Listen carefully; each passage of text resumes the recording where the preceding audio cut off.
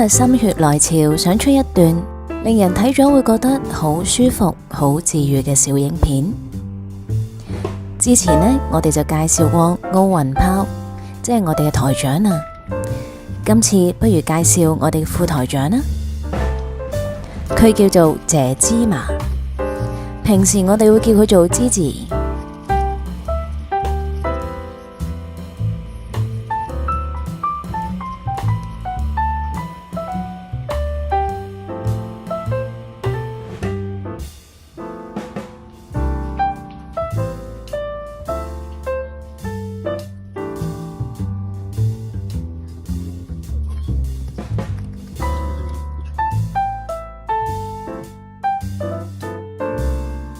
我第一次摸佢嘅時候，佢個身體呢係特別熱嘅，無論係手板抑或係個額頭，都比起平常嘅貓暖一啲，而且呢成個身體都係軟腍腍噶，唔係一般嘅軟啊，佢柔軟到令我懷疑到底佢係咪液體嚟嘅。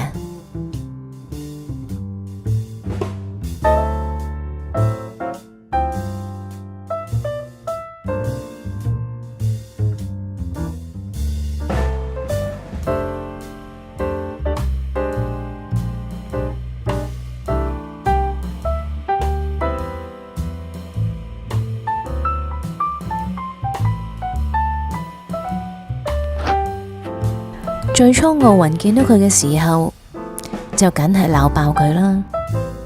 但係經過咗2-3日嘅隔離呢，佢哋好快就已經變成好朋友啦。而且奧運炮仲當佢係 BB 咁照顧添。睇下啲相，原來佢嚟到我屋企啱啱已經1年啦。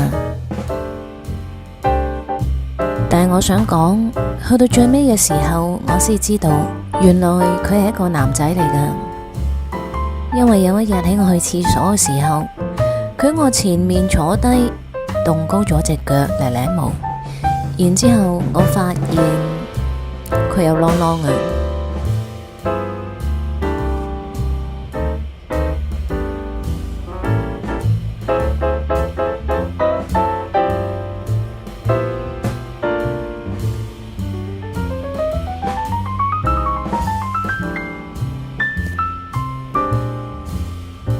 有咗呢2隻貓喺我身邊，無論佢哋做啲幾無聊嘅嘢都好，望住佢哋嘅時候，我都有種好幸福嘅感覺，心情都完全放鬆晒。